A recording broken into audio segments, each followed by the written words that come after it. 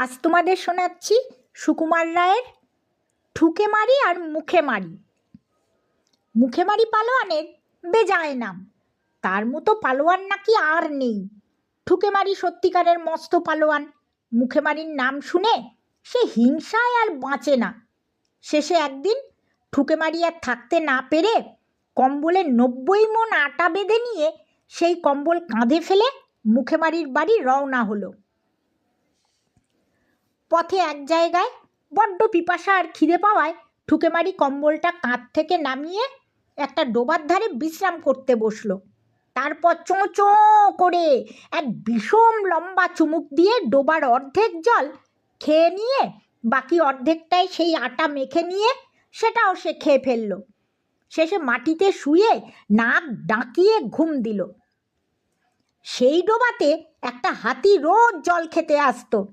সেদিনও সে জল খেতে এলো। ডোবা খালি দেখে তার ভারী রাগ হলো। পাশেই একটা মানুষ শুয়ে আছে দেখে সে তার মাথায় দিল গোদা পায়ের এক লাথি।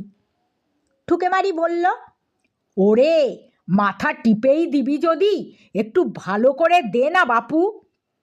হাতির তখন আরও বেশি রাগ হলো।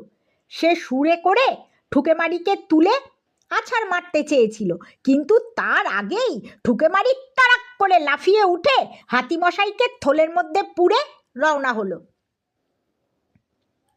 খানিক দূরে গিয়ে সে মুখে মারির বাড়িতে এসে হাজির হলো আর বাইরে থেকে চেঁচাতে লাগলো, কই হে মুখে মারি, ভারী নাকি পালোয়ান তুমি?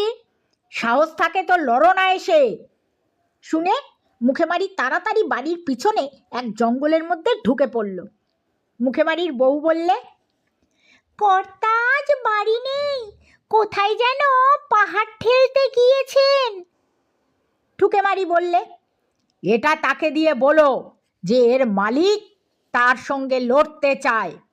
এই বলে সে হাতিটাকে ছুঁড়ে তাদের উঠোনে ফেলে দিল।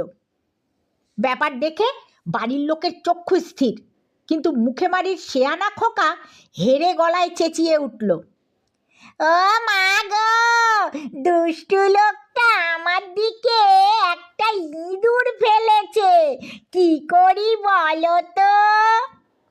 তার মা বললে, কিচ্ছু ভয় নেই, তোমার বাবা এসে ওকে উচিত শিক্ষা দেবেন।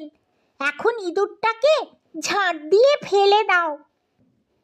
এই কথা বলা মাত্র ঝাঁটার ঝটপট ঝটপট শব্দ হলো, আর ছেলেটা বলল, ওই যা, ইঁদুরটা নর্দমায় পড়ে গেল।